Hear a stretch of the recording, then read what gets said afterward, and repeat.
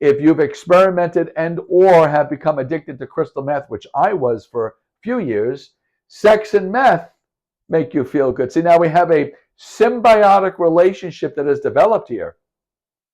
Your brain has put sex with meth together to feel good. So rather than just healthy sex making you feel good, the combination does now. Yes, we have a symbiotic relationship. When you think of sex, you automatically think of meth, or it could be alcohol or other drugs, cocaine, whatever it is that you involve in your sexual activity. When you think of sex, you think of the drug, and then you feel good. Or you think of the drug, you think of the sex, and you feel good. A symbiotic relationship.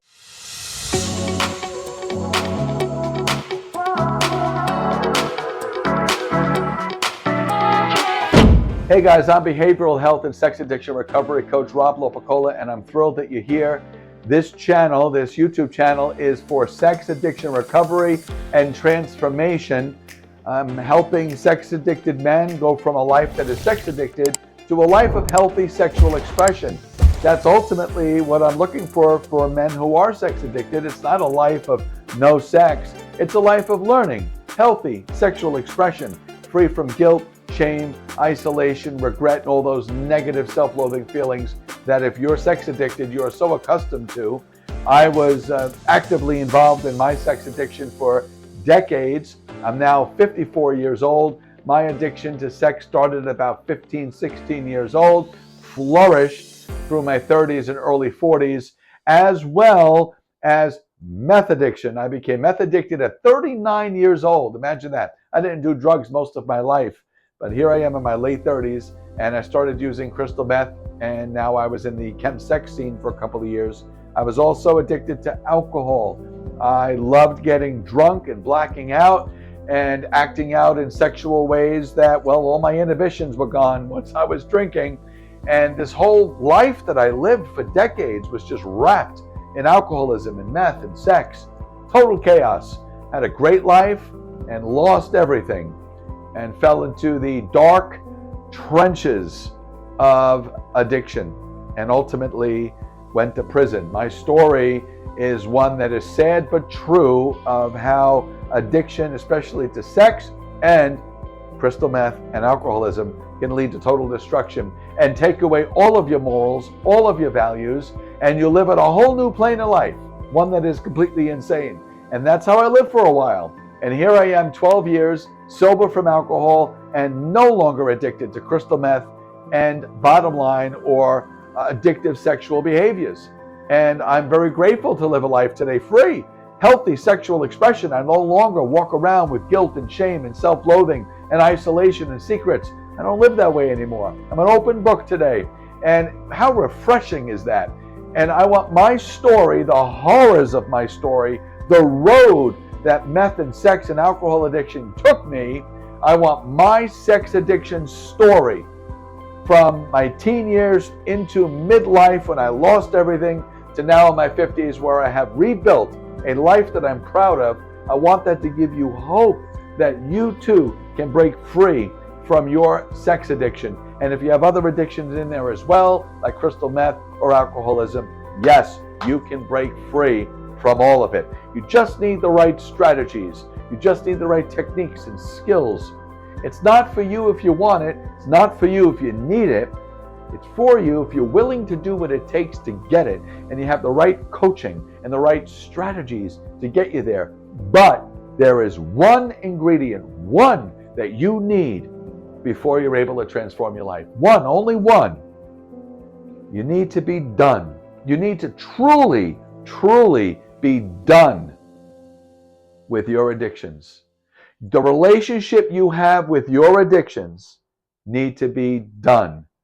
And if you're not done, you're not ready. If you're not done, if you're holding on to reservations, I still want more. I still want to have a bigger high. I want to have more sex. I'm not ready to stop. You're not going to. If you're not done, you won't. Some people have to die. Some people have to go to prison. Some people have to lose their relationships one after another. Some have to be humiliated. What do you need for you to be done? And if you're watching this video Maybe you are done, or maybe you're on your way to be done and you're doing research. Well, what I want to talk to you about today is your sex addiction and how it has a symbiotic relationship with other characteristics of sex that are destructive. So, for example, what I have here, and I'm going to go through a little slideshow with you, so bear with me. But sex addiction creates a symbiotic relationship with sex and feeling good. Now, as human beings, sex should feel good. It is a pleasurable experience if it's healthy, and it does make you feel good. But what happens is we take sex and we build a symbiotic relationship with something else that ultimately makes us feel good. So rather than healthy sex making us feel good, the symbiotic relationship of sex with something else, that's what makes us feel good. So now it becomes symbiotic. And let me explain as I change my screen here. For example, if you've experimented and or have become addicted to crystal meth, which I was for a few years, sex and meth make you feel good. See, now we have a symbiotic relationship that is developed here. Your brain has put sex with meth together to feel good. So rather than just healthy sex making you feel good, the combination does now. Yes, we have a symbiotic relationship. When you think of sex, you automatically think of meth, or it could be alcohol or other drugs, cocaine, whatever it is that you involve in your sexual activity. When you think of sex, you think of the drug, and then you feel good. Or you think of the drug, you think of the sex, and you feel good. A symbiotic relationship. And when you recover and transform your life out of sex addiction, you break that symbiotic relationship, and you develop a whole new design for healthy sexual expression. But this is one ingredient here for a symbiotic relationship. There are more. There are others. Sex with Grindr. Yes. When you think of Grindr, you think of sex and you feel good. Or if you think sex, you think Grindr. You've developed a symbiotic relationship between sex and Grindr, and that's how you feel sexual pleasure. That's how you feel good. Sex itself doesn't necessarily feel as good. You don't get enough of a high unless it's sex from Grindr. Yes, you've developed a symbiotic relationship. How interesting is that? Sex with anonymous sex. Anonymous sex. Unsafe sex. Having sex with strangers in public restrooms, public parks, glory holes in video stores, whatever that is, you have created a symbiotic relationship between sex and anonymous sex with people you don't know to feel good. You've lost healthy sexual expression to in itself feel good. You have now built a symbiotic relationship unknowingly. It's occurring in the subconscious mind. From sex, and anonymous sex is what makes you feel good. There's more. Risky sex. Barebacking is very popular.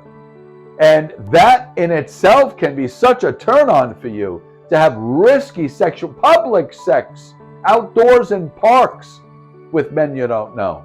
So risky sex, you now equate some symbiotic relationship, you now equate sex with risky sex to feel good. And you just don't feel as good sexually unless it's involved with risky sexual behaviors. So I'm just giving you a whole bunch of ingredients that are playing a role in your active sex addiction. I think there's more. Porn. Sex with porn. When you think of sex, you automatically think of pornography because that feels good. When you think of porn, obviously you're thinking of sex because you feel good. You have a symbiotic relationship. For those who are porn addicted, it's very hard to feel good, to really get that high, unless you're watching porn with your sex. Even if you're in a relationship, you need to watch porn together to get that same high. You've developed subconsciously a symbiotic relationship with sex and porn to feel good, to get that sexual high. This is part of sex addiction. Now, it doesn't mean if you watch porn, you're porn addicted. Doesn't mean if you're watching porn, you're sex addicted. And it doesn't mean if you're in a relationship and you enjoy watching porn together that is a sex addiction. but I'm specifically focused on sex addiction, and this is certainly part of sex addiction. I'm no way here am I pointing out that porn in itself means you're addicted. But if you can't enjoy sex without porn, yes, then you likely have some form of sex addiction and porn addiction. Fantasy. Fantasy is very huge, especially for sex addicts. You see someone on the road, and then you fantasize about them all day long, and then you're going to go home and watch porn to feel good. You have a symbiotic relationship with fantasizing about having sex with certain people you may have seen throughout the day at the mall or at the store or driving down the road and seeing a hottie on the side of the road. You get into a fantasy state, and that fantasy state makes you feel good sexually. Now you've developed, again, a symbiotic relationship. Healthy sex is not based on meth, grinder, anonymous sex, fantasizing, risky sexual behaviors, and pornography. Now, it doesn't mean you might watch a little porn or fantasize a little bit or live on the edge with your partner in the bedroom. There's nothing unhealthy about that per se. But if you're basing your sexual relationships with methamphetamine or meeting men on Grindr, and you know if you're on Grindr, you're probably addicted to it. The addiction to Grindr is just through the roof these days. Anonymous sex. Healthy sex is not necessarily anonymous sex. Now, I'm not saying if you had anonymous sex, you're sex addicted, but it's not the most healthy way to have sex per se. Fantasizing, risky sex, and pornography. Odds are these behaviors, if they're becoming addictive, you are in an unhealthy sexual state of mind. So this is something that you want to take a look at and be aware of, the symbiotic relationships you have here. What you want to develop in time is healthy sex. And as you're transitioning from sex addiction to a life of healthy sexual expression, you have to relearn, re-practice, and reapply healthy sexual relationships in your life, which involve empathy, courting. Do you remember, if you're older like me in your 50s, the young generation today, I don't know how much you court anymore, but my day, we courted, we flirted, we dated, and gave compliments, and kind of warmed up the person you like to go on a date. You know, it was a really beautiful thing about courting. We lost courting. Most of the young generation today, it's just go right to it. There's no courting. Trust, honesty, safety, and respect. Those are all ingredients in healthy sexual expression. And in sex addiction, we don't have that. Sex addicts are selfish. I want what I want. I want to feel good. We don't care about the other person. We objectify the other person. That's just the body to use for my pleasure. So we lack the empathy. We're not honest. Most of us sex addicts don't even have a relationship with the people we're sexually addicted to or getting involved in those sexually behaviors with. We're not developing an honest, safe, respectable relationship. It's all objectification. It's really not anything healthy going on there. And I think I have one more. Healthy sexual expression. Well, what is it? Whatever you're doing sexually, if it brings you shame, guilt, if it brings you self-loathing, if it brings secrecy, well, this might be a problem you're having with sex.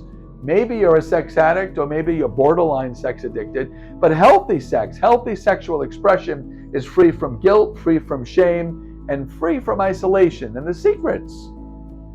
If you're expressing yourself in healthy ways, positive, productive, upbuilding ways, you're not going to have the guilt, shame, and secrets and isolation with it. You just won't.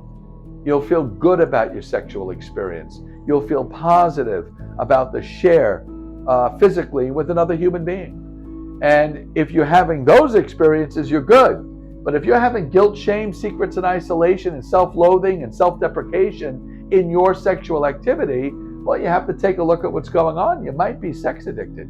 I'm going to have a link below to a form down here in the description to answer, I think it's about 30 questions that you could see if you're sex addicted. You answer those questions and you come up with a number at the end, and it'll talk a little bit about whether you're sex addicted or not. So it might be something you might want to consider if you think you could be sex addicted. In the meantime, I do offer for you a 10-step strategy session. It's a 30-minute 10-step strategy session that will give you 10 steps to break free from your sex addiction. So I'm going to strongly suggest that you do watch it. It's 30 minutes long. You can register for free on my website. I'll have the link below. And I also offer a free 45-minute coaching session. Yes, I am offering a free 45-minute coaching session with you. If you I have the link below as well, feel free to reach out. No obligation for anything, just to talk with you a little bit about what's going on with your sexual behavior.